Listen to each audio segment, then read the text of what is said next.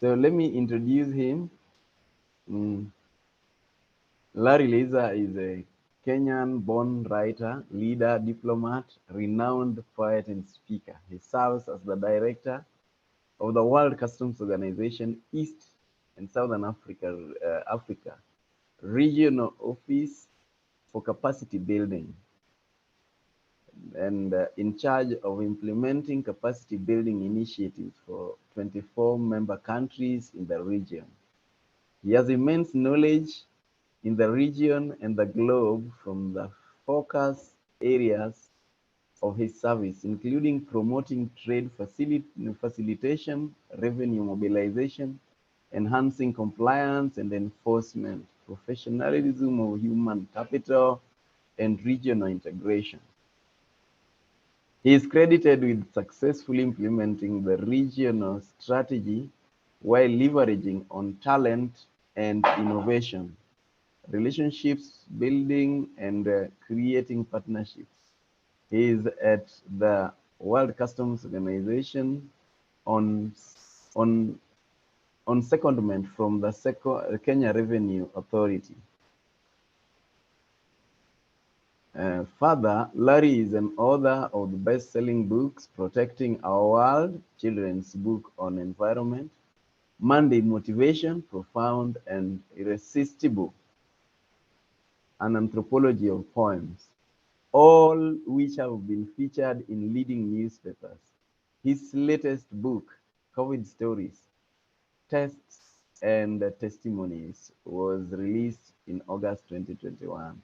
He has many other work-related publications.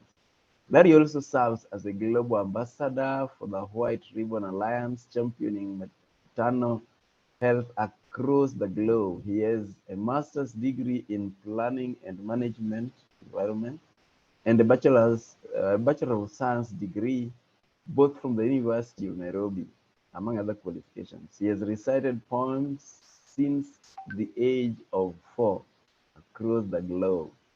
He was appointed a global champion for safe motherhood by the White Ribbon Alliance in 2014, championing maternal health as a performing poet and a writer.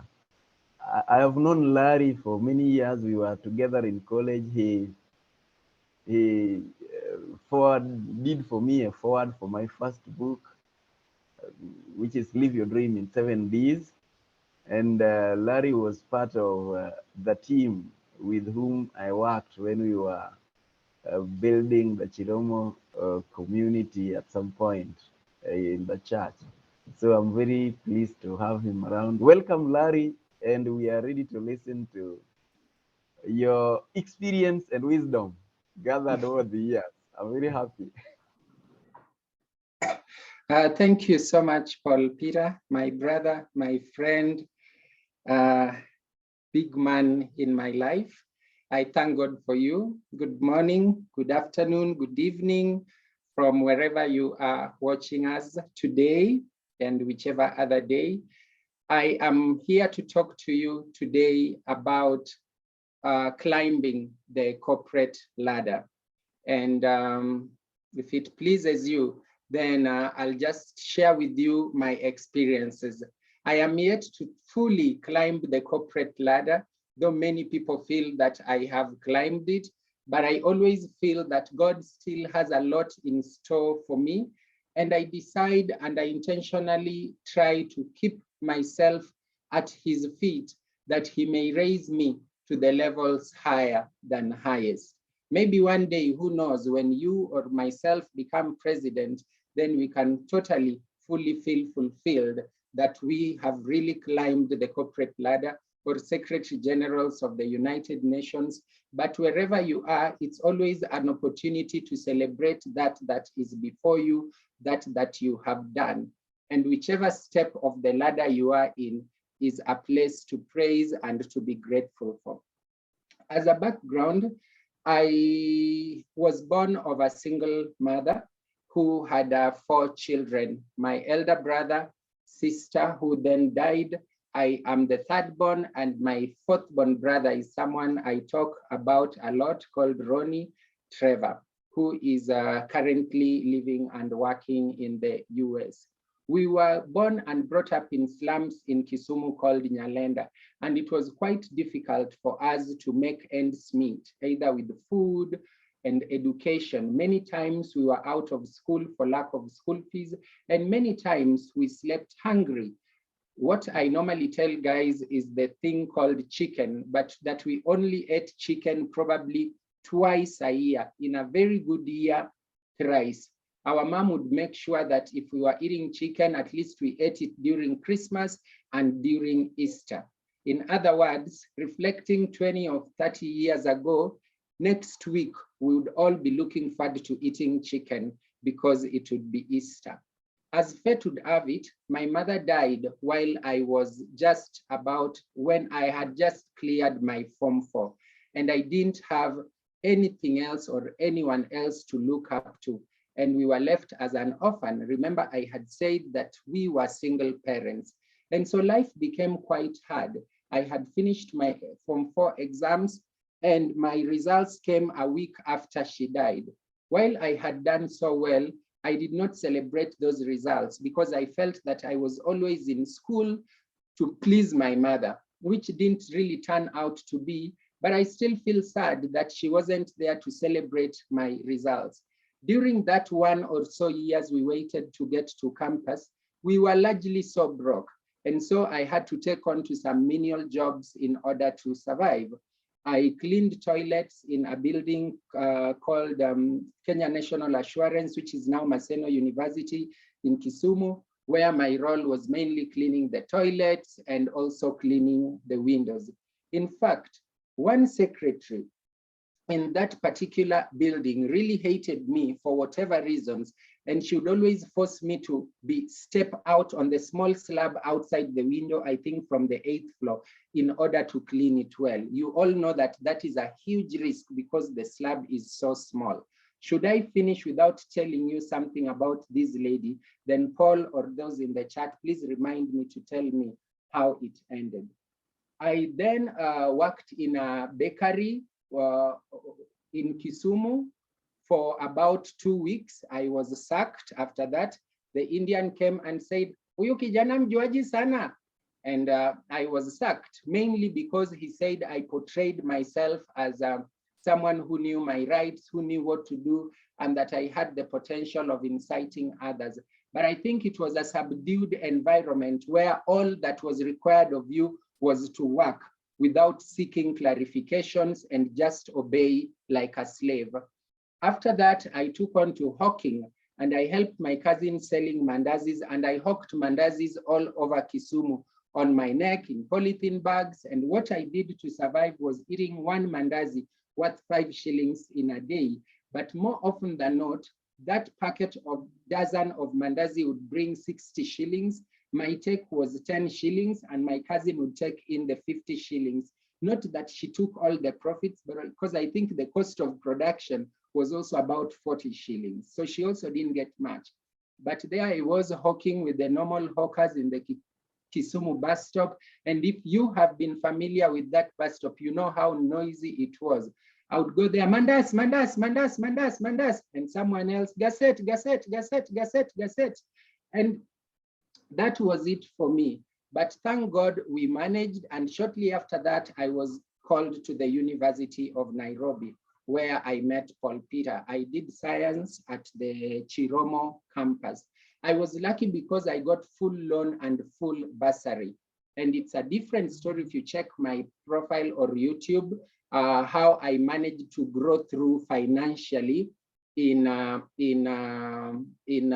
from the loan that I got from the Chiromo, from the Higher Education Loans Board. Nevertheless, we finished Chiromo and we were applying for jobs everywhere and anywhere after 4 years. And we didn't know. So we saw a job, we didn't know where it was and applied for it. It turned out to have been Kenya Revenue Authority. They were recruiting graduate trainees. And as they recruited graduate trainees, I don't know how true it is, but I'm told 4,000 applied. They needed 120. They shortlisted 1,000. We went for interviews, and I was privileged to be among the 120 people who were selected. Word out there is normally that KRA is corrupt and you must know someone before getting employed, but it's not necessarily true. I know many, many people who knew no one but God the Father as their godfather, and like myself, got that job. I trained for 2 years, after which I was deployed to Mombasa for a few days, but because of health reasons, I couldn't stand the humidity and weather in Mombasa, and I was transferred back to Nairobi and deployed to an ICD in Athi River. After that, one of the commissioners called Wamboi Namu from KRA came and transferred me. I'm told she asked for CVs of different people, about 5, and she was given 5. The 5th CV, when she went through it, she saw my name and said, this is Liza, the poet, take her to that office. That was the World Customs Organization. The World Customs Organization, in simple terms, brings together all the customs administrations or authorities of the world. Easier said is it brings together all the KRAs of the world, 184 countries, and it's divided into 6 regions. I serve in the East and Southern Africa region, where I am in charge, as Paul read, of implementing capacity building to 24 countries in East and Southern Africa. I worked there as an administrative assistant, I think something like that, though I had been deployed as a technical officer. And then I grew to the position of a program manager, program officer, stroke coordinator. And at some point, the former director of this office, because the director of the office, quote unquote, has the diplomatic privileges, and the then director was from Zimbabwe. And she finished her term. She didn't even finish 2 terms. She served 1 term and had to go back to Zimbabwe. And when they were recruiting, a number of people applied from East and Southern Africa at very high and senior levels, such as deputy commissioners and so on. But I was privileged and honored to have been the one who topped the interviews. And I became the youngest director of the World Customs Organization globally, but in charge of the East and Southern Africa region. When I'm talking about climbing the corporate ladder, as I said, I may not have all the tenets to these, but there are many things that you could Google and find and utilize, and they work for you. But I have had certain things that have worked for me that I wish to share with you today.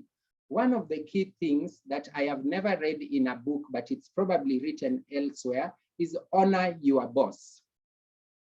Irrespective of who they are, irrespective of what they are, irrespective of how bad they are.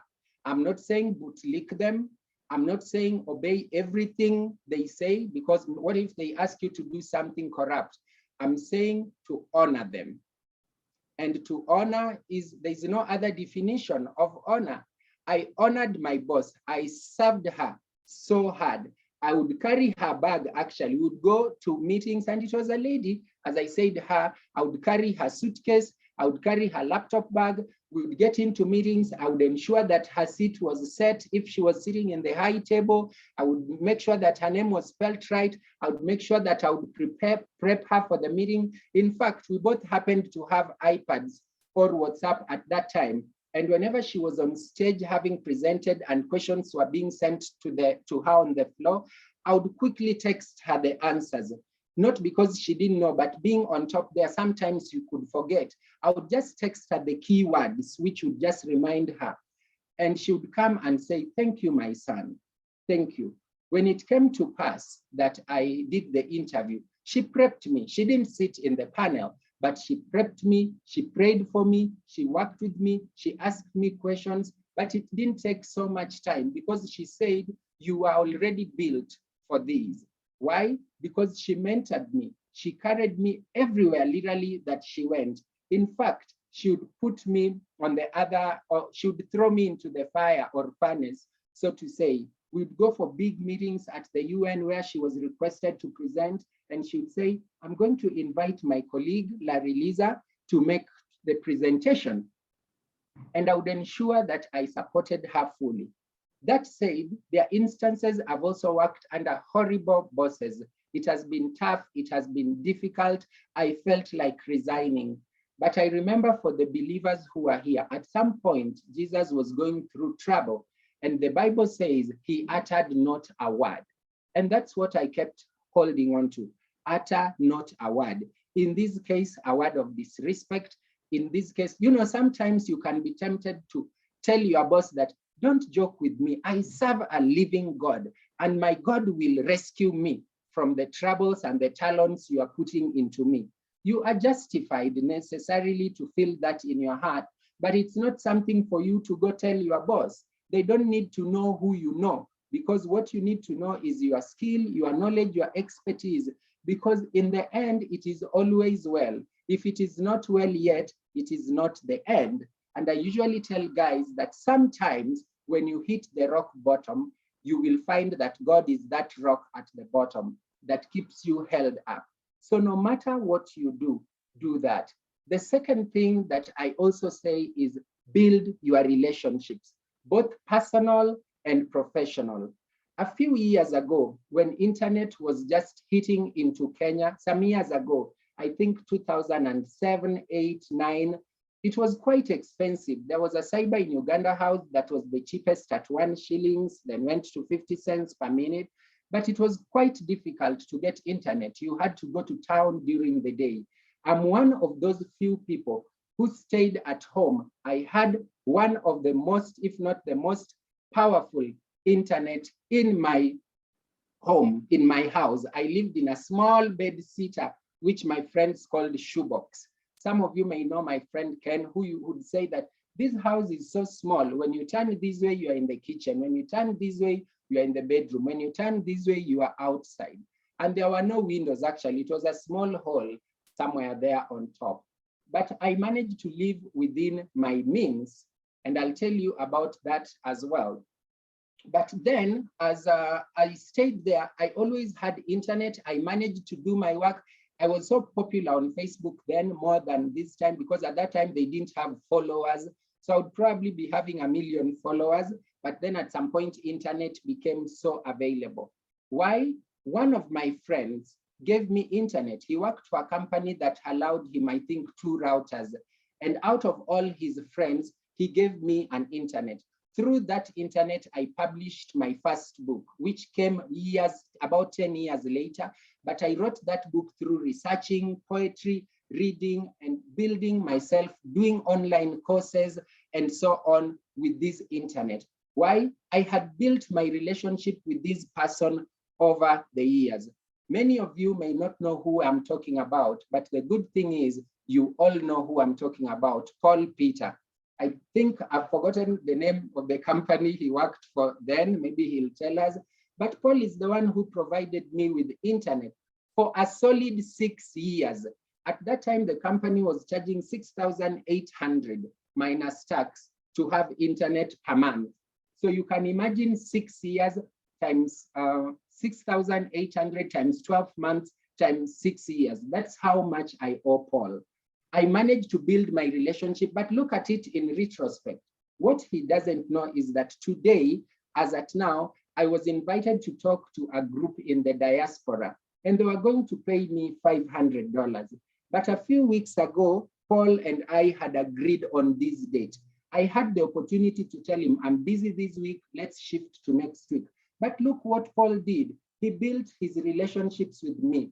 He is one person in the world I can never say no to, as long as I can. So build your relationships, remain in touch with your friends, listen to them when you call, go out when you can. But also as you do that, remember it's important to build your professional relationships. Why? One of my friends recently worked in a company that was very toxic as one of the heads of finance. I don't have his permission to share this. That's why I'll keep the names undercover. And he worked in a toxic relationship. His boss would really frustrate him. In fact, one day he was on his way to church with his family, wife and daughter, when the boss called and said, turn back and come to work immediately. And he didn't care. He said, oh, I'm in church. I left the laptop in the house. You can send a rider to get it. and you know you've left your laptop in the house, you've closed the house, you are on the other end of town, and your boss demands you over Sunday to go back. In the end, he couldn't work. But one of the things is he uttered not a word. He honored his boss until that time he couldn't take it anymore and tendered his resignation. But guess what? He shared with his friends his position. So feel free to share. I have a friend who she shares with me when she gets job. She shares with me when she's sacked, and I've seen her in this meeting. But the most important thing, she always comes back to say thank you. I may not have played a role in getting her a job, but I spent time to pray for such people. But what happened to my friend? A friend of his saw that the company was looking for someone who met the criteria that my friend has and sent to him. But incidentally, he already had this guy's CV and sent it to the person who had shared the thing, who shared it to the CEO of that company. They looked through and they called him and they requested to interview him. He's now leaving the country end of this week because he's gotten a good job outside the country, paying much better than he was earning. And it's pretty much because he developed that relationship. There's someone else who was tagged onto a job on LinkedIn by someone with whom they had worked and exchanged cards. So I always tell people, honor your boss, build your relationships, both at a personal level and at a professional level. You don't always have to be the one to take. Take your friends out. You don't always have to be the one to pay for the dinners or the lunches or the teas. The third thing that I feel works is always performance. Performance and performance management.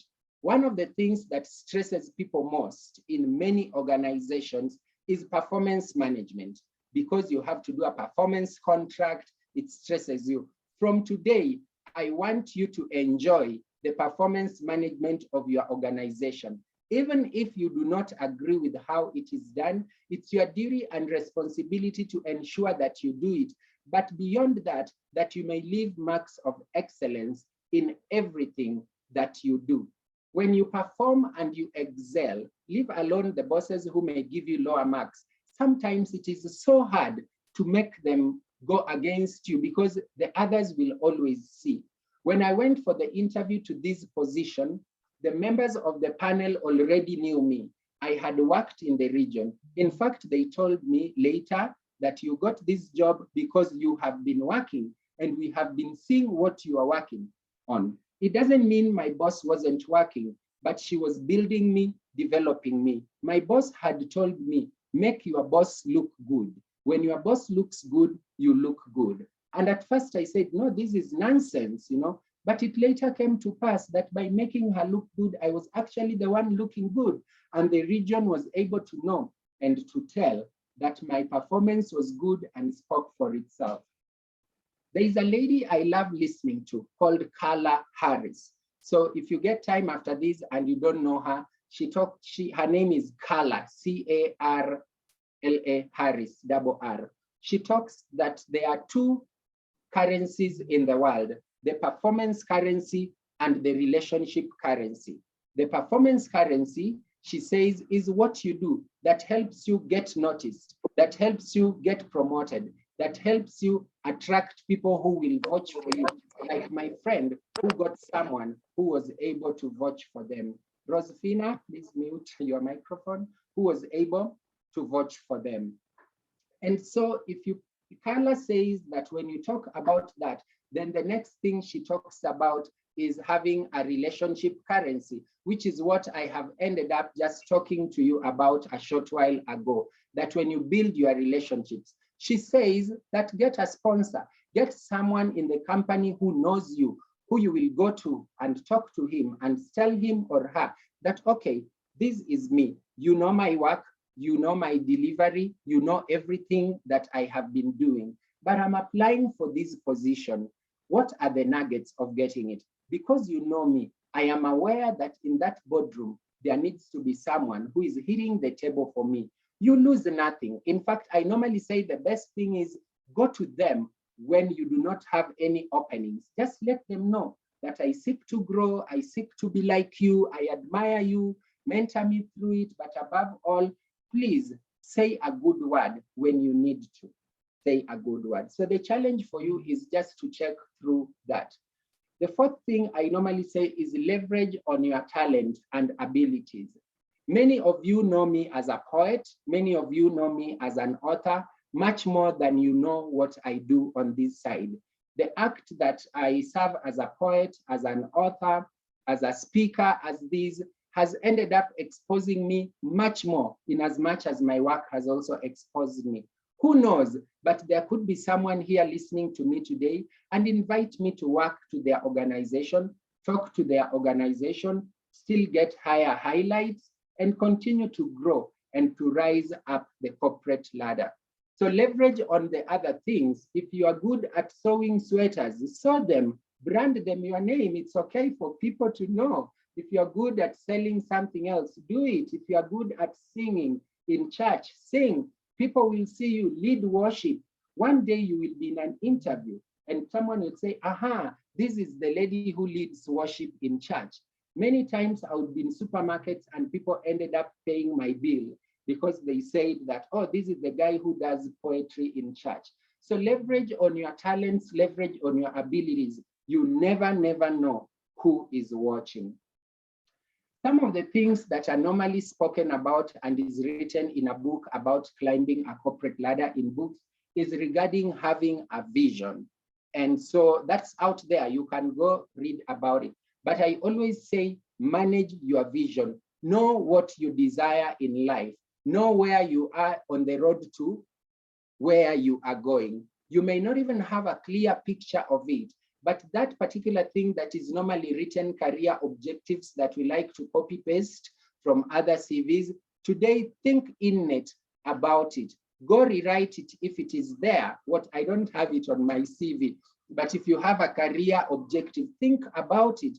Talk about what you really want. You can always change it a little bit to suit the job that you're applying, but always have the standard template of that vision. For me, my vision is always to be a trusted advisor. It's not even to be a leader of the authority, of the corporate, of the what, is to be a trusted advisor to my boss, to the commissioner for customs, to the commissioners for customs in the region, to the commissioner generals, to the commissioner of Kenya Revenue Authority General, to be a trusted advisor. That's someone that they can call on to. Who knows, one day you may become a trusted advisor to the president. One day you may become a trusted advisor to one of the leading CEOs in the world. But remember, you do not become a trusted advisor and remain at the bottom of the pyramid, I mean at the lower area. You become a trusted advisor and you rise. You have heard of certain leaders spoken about who are PAs of the president, PAs of so and so, but have a vision, know what you desire and pursue it to the fullest. I'll leave you to go read about having a vision. But one other thing that I always call upon is probity or integrity. Integrity in your workplace, in your life is really important and key. I am not the perfect person. I am fallen. I sin every day. I have hurt many people, but I always keep praying that God would keep me as someone who espouses integrity and probity. I keep saying that I am work in progress. If you look at the life of David, ask yourself, did he have integrity? Probably to many extents, no. But to many extent, he also did. Integrity is the ability to rise when you fall. Integrity is the ability to focus, to go back and apologize when you are wrong. Ability to pick up on everything that you need to pick up to make you a better person. And finally, because there are so many things I can talk about, is what else did I want to know? Respect. The key thing about respect is not just necessarily the word respect, but respect the high and the low. Respect the lowliest person in your organization. When a cleaner comes to your office, you don't have to talk to them badly. You don't have to talk to them poorly. Honor them, respect them. The day you can buy them mandazi, well and good, but I'm not saying give them freebies. Sometimes their security guys, the soldiers at the gate, you dishonor them. Many times, by the way, you might say, these people are so stupid, but sometimes they have been told to act like that to be strict. But whether they are stupid or not, respect them, irrespective of who they are and what they are. I'm specifically talking about the lowly because I've told you to honor your boss, so you know how to respect them. A few years ago, I was sitting in my office when one of my PAs came and told me that there's someone who wanted to see me. The lady came in, was ushered into my office. She didn't have an appointment, but normally, I mean, if you have the opportunity, you are not in a meeting, you are not too busy, meet the person and just make sure you keep it brief if you have to. And she worked for one of the hotels around, and she wanted to promote their work and told me that, oh, I've heard of this company. I know you host many meetings. I wanted you to consider this. It's something she could have even talked to the secretary. But the secretary said it's important that you talk to the boss because he calls the shots, which isn't necessarily true because I try as much as possible to delegate, to let them make certain decisions of things such as those. And so as this lady shared her profile, at some point, she kept quiet. She looked at me. She started shaking. She cried and cried and cried so hard. I wondered what it is. It was that she was crying, but I just let her cry. I didn't want to go starting to touch her. Oh, madam, what is it? Sorry. I just let her cry because at some point something had really hurt me. I went to my boss's place. I sat and I cried. She did something that I didn't expect her to do. She just looked at me smiling. And when I was done, she said, my son, talk to me. And I did. So when this lady finally finished, she looked at me and said, I don't know if you remember me. You definitely, I said, no. Have you ever seen me somewhere? None that I can remember. And she said, many years ago, you used to clean windows. I said, clean windows where? I'd even forgotten. At the Kenya National Assurance House. I was the secretary to the lawyer. I'm the one who once told you that I didn't care whether you fell to your death. And that it is with life. It didn't make me look at her application any positively, but it really taught me certain lessons, any positively than any other. We still considered what was best, what was better. And I think she was one of those who were nominated, whose companies were nominated at that time to work with us. Then certain policies changed. But that said, people always remember, and right now, more than ever, you see what the internet does.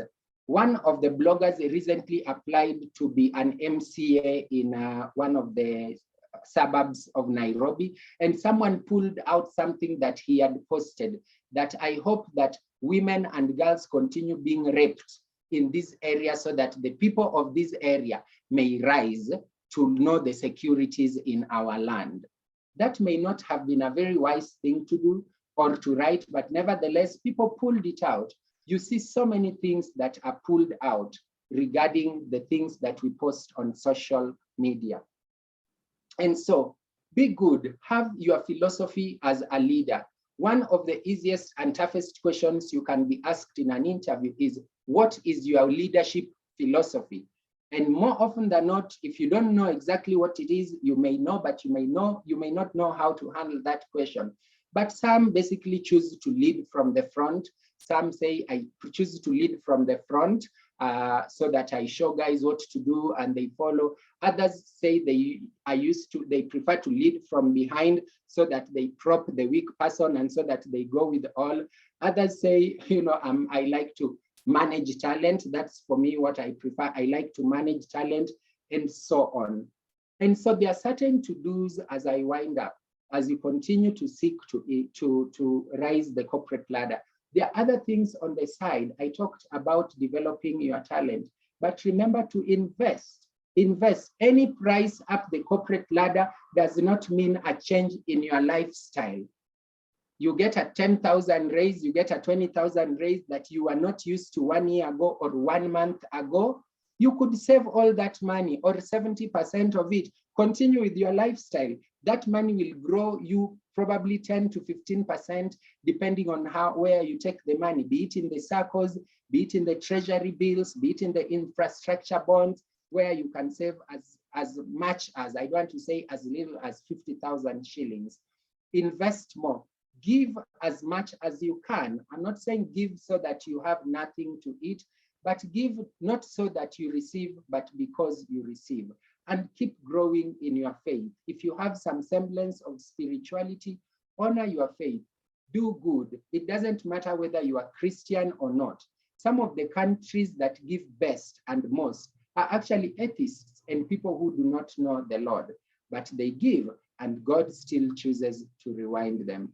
And so I remind you today to honor your boss, to build your relationships, both personal and professional, to leverage on your performance, leverage on your talent and vision, and talent and abilities, manage your vision, be a person of integrity, and respect the high and mighty. But remember, there are two currencies to help you rise, as Carla Harris said, the performance currency and relationship currency. Use it. The Lord bless you and keep you. Paul Peter. Thank you very much, Larry. Thank you very much. I'm surprised or being amazed. I don't know whether you were reading those things or you are just able to recite them like a poem. Last evening, I was thinking of my favorite poems from you, the Toyota and Over My Window and Push. I always keep remembering them. I would have loved to hear them more. But thank you very much. I love the way you do it. I've just realized that there are a few other things we share other than being in Chiromo, that we both hooked at some point. So we are born again hawkers. Yeah. We can't run out of jobs. And I'm touched by your career objective. To tell you the truth, a few times when I've been in any recruiting panel, I don't like that particular section of the CV, because you realize that these people are just writing what they don't even relate with, yeah. And there is always a disconnect. So I like, as you say, wherever people copy it, they better go and relate with it. But yours is to become a trusted advisor, which sounds quite beautiful. And as a trusted advisor, you've also said you don't stay there. And we've seen this. Just on Saturday, I was listening to some people. I was invited to attend a particular event by one of us here. And one of the things that stood out for me was the way they explained the role of Daniel in the Bible. That he survived, is it 3 or 4 kings? But it was just because of that being advisor. You don't have to bootlick, you do not have to agree with your boss in everything, but being honest, being in good spirit with your God, and just being a trusted advisor. And we can also relate with that of Joseph. You don't stay there, you become somebody. That is very profound. And then you talked about some of the things that I love talking about when we are talking about career development. Let me just say that I usually summarize them into C's. And one is character, the strength of your character, symbolized by the thumb finger. If your character is flawed, there is no way you're going to grow.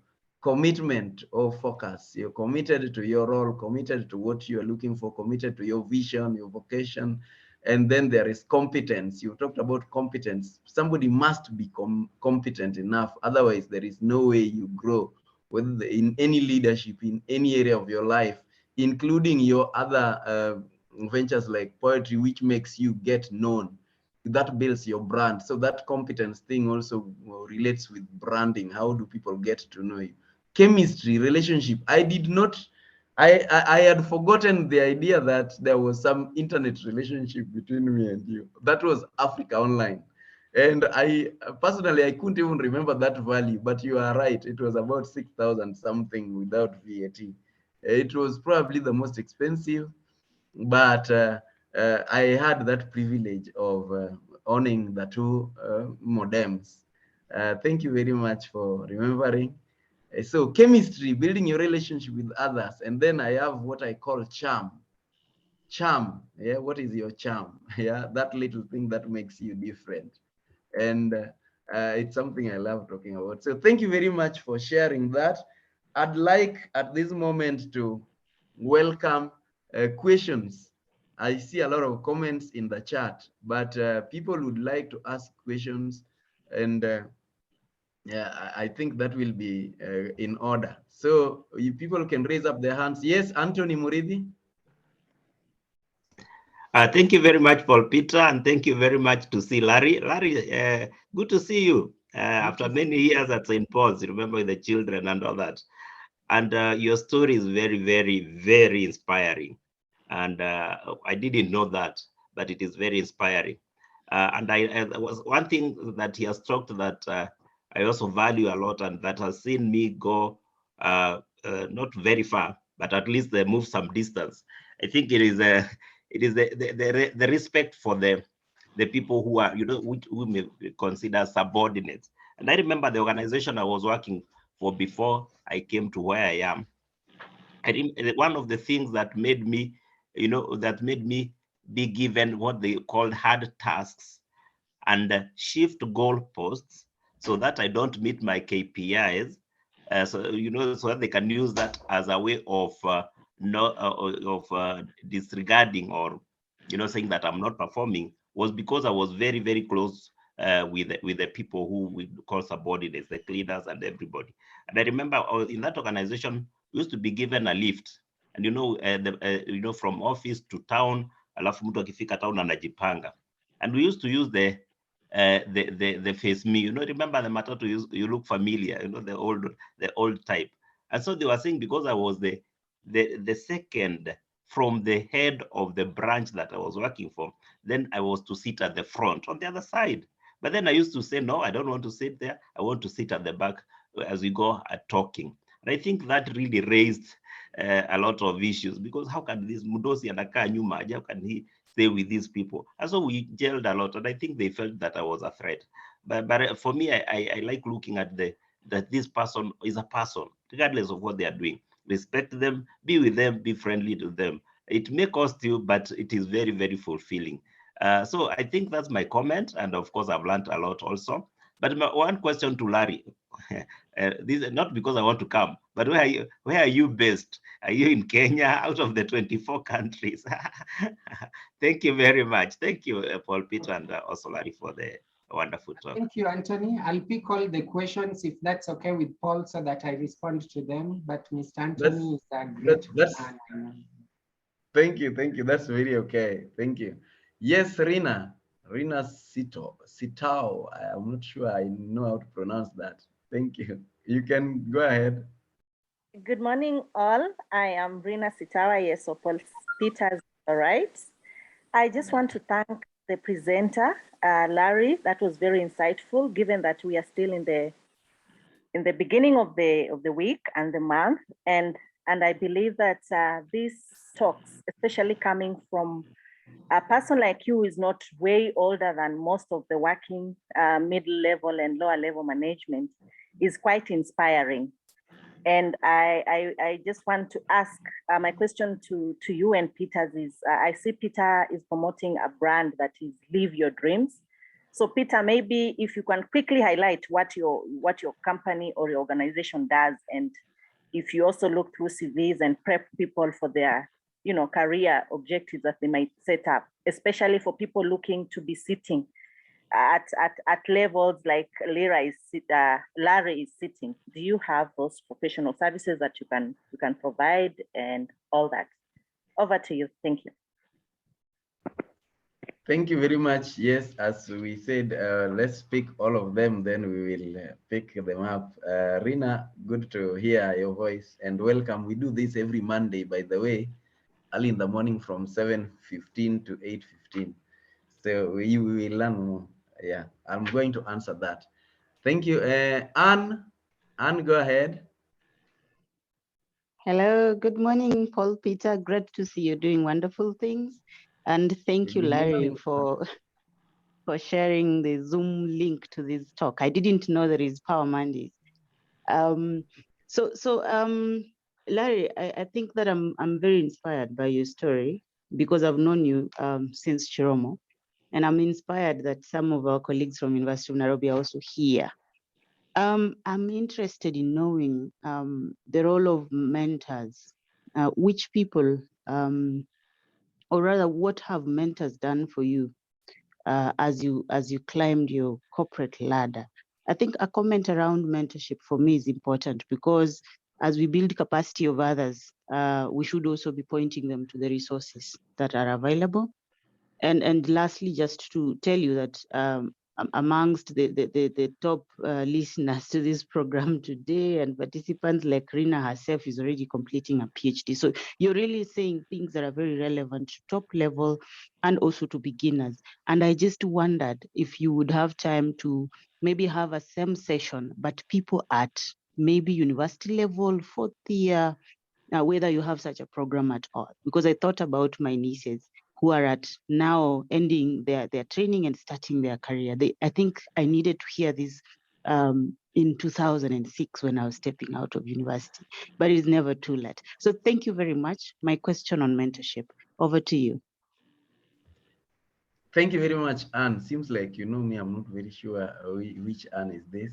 I would have loved to see your face. This is Dr. Anhisa from the University of Nairobi. I think Oh, I did great. BSc nursing, and Thank Rina you. was in vet school, and Larry was up there doing all those serious science things in Chiromo with you. Thank you. Thank you very much. Thank you very much. And yes, that question is picked up. Next is Vera.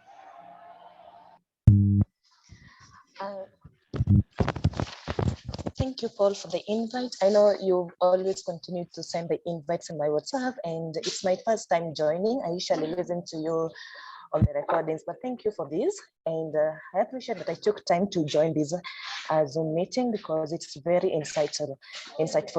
So thank you, Larry, for the wonderful presentation on honoring your how do you go about it so that your boss doesn't see you as a threat? Because sometimes you might do the things that you think you're doing your job and you're really, chasing your KPIs. But at that particular moment, you find that you are in conflicts with your boss. And in honoring the boss, how do you go about it so that you don't become a threat or like just something of the sort? Thank you. Thank you very much. Thank you very much, Vera.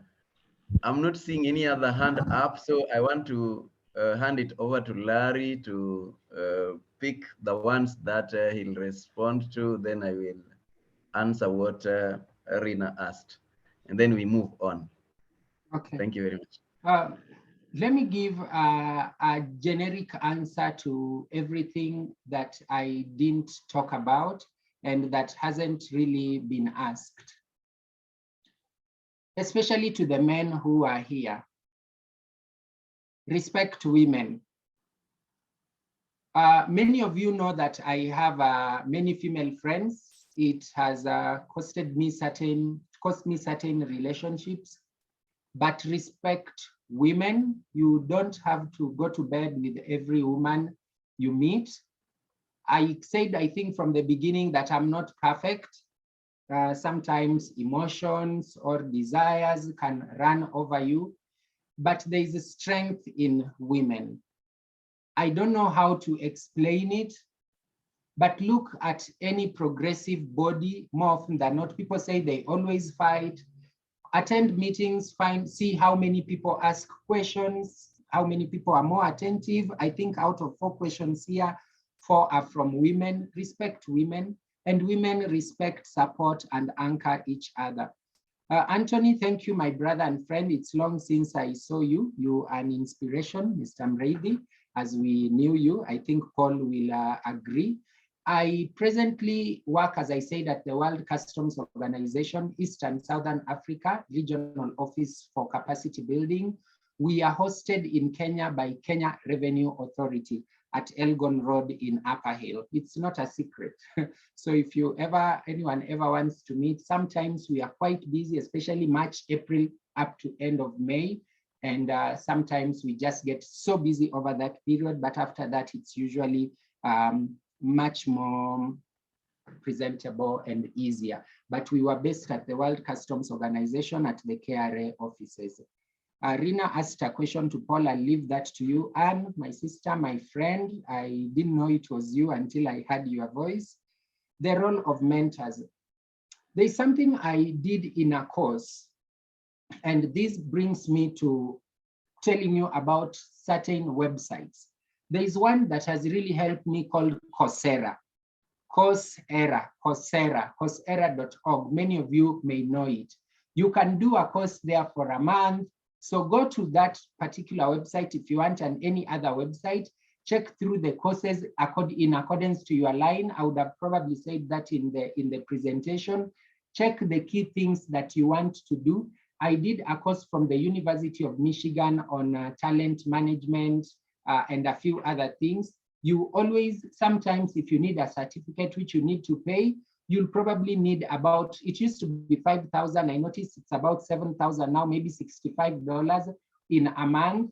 And you save that 7,000, do a course on Coursera, it will be recognized. And there I learned about something about have a personal board of directors. You know, I was trying to remember the fourth angle they took, but they said, have a list of your supporters, have a list of your coaches, have a list of your mentors, and a fourth thing, which I think is someone who can support you. I've forgotten exactly what it is. You will find that when you say, who are my supporters? Who are those who will pray for me, cheer me on, etc.? You'll probably have 5.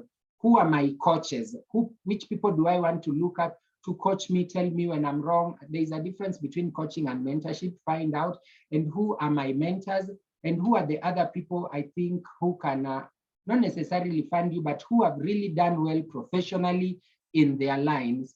And you realize when you write all those, maybe 5, 5, 5, 5, you'll have a few names cross-cutting. Pick about 7, call them your personal board of directors. They don't even have to know they are your board of directors. I have one. But that said, it talks about the importance of a mentorship. Have a mentor, have someone who can create time for you. And the trick is you don't have to have one mentor. One of my mentors was my professor in campus. Some of you who may know Professor Misheni Mtiba, who is now a CAS. He was a PS Fisheries for long. He mentors me. We may not meet as often. There's another one called Mr. Odundo from the Retirement Benefits Authority. He was so busy then. He's still quite busy now, but it's now easier to meet him. So, and they don't even have as many mentors as you can, whatever you can glean from any, because they get so busy. I have people I call mentors in KRA whose names I may not mention, maybe because of the comfort and the abilities, but there are certain commissioners when I'm in trouble or when I have a question, I go to them and I talk to them, not just in KRA, but in the world. So for me, I would say, have mentors across the line. Have mentors in your finances, have mentors in your social sphere, have mentors in your professional growth. Talk to them, approach them, offer them to buy them coffee. You know, tell them, I'd like to buy you coffee, and so on. And then Vera, I think I talked about that question, but I understand you. How do you honor your boss, or how do you, without appearing as a threat? Just serve them wholeheartedly. Do not show interest in their position. Do not show interest. Show the least interest. You can always know what you want, but show the least interest. Why? Seek to grow. Imagine when you are genuine, it will always come out. You cannot hide forever under the form of pretense. Just serve them, ask them questions. How can I help? Do that they do. Keep to timelines. And stop gossiping about your bosses with other colleagues, because sometimes they will know, including that cleaner who is always there as you talk to them, maybe comes back and talks to your boss. Thank you, Paul. Thank you. And to Rina, Live Your Dream does capacity building. We provide talks, including to universities, as you are talking about. We've been giving talks to different campuses in the University of Nairobi. The other day, we were talking in Chiromo, the very Millennium Hall where most of us went to. Yeah. So we also provide talks to institutions, clubs, and all that things to do with life skills, business skills, and all that would be able to help them to become better people. In fact, we were talking about what you just said, that during our time, such things were very rare. They were never there. Very few people could access them. Number two, we provide training services to organizations, to individuals on various areas that help them grow as in their career or in their life. We call it personal development. We provide training to all sorts of organizations, including NGOs. Yeah, what I just shared with you, we were doing a training to BioVision Trust African Trust, which is an NGO, and that was about career development, work-life balance, and finance management. So, and just this week, actually tomorrow, we are going to have a training for individuals subscribing. This is going to be virtual on sales. Yeah, many of you don't know, but everything we are doing, including what Larry just did, is selling. When he talks about his poetry and how he makes him move, how it makes him move across and up the ladder, that is about selling. So personal selling, how do you pose yourself? How do you grow? How do you sell a product or a service and all that? And all this information is available. We will start it. It will be for 3 days, just 2 hours, 2 hours, 2 hours, tomorrow, Tuesday, and Thursday, and Friday. Talking about how you develop the mindset for selling, stamina, developing leads, and things like that. We help people to start their businesses and improve their businesses. We are certified by International Labour Organization, ILO, and start and improve your business. So we do that, helping you to come up with ideas, set up, register, everything, and lots of other things. Otherwise, we have a website that can help you understand more, and that is liveyourdream.co.ke. I'm just putting it there. This program, Our Monday, was started over a year ago, and it helps people. It's a free service. It's a what we call CSR service. It helps people to grow every day, every Monday, and we put it deliberately on Monday morning so that you start your week positive. You know, many people hate Mondays. They do not want Monday to come. Yeah? They want Friday, and these are the people who say, thank God it's Friday. So we help you to look forward to Monday so that you can join, you can have some motivation, you can have some skills, you can be inspired, you are able to grow in your endeavor, whether you are employed or running your own enterprise. So such like things we do.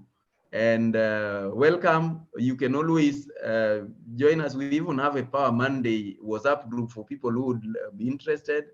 And let me just put my number there for people who may want to be added.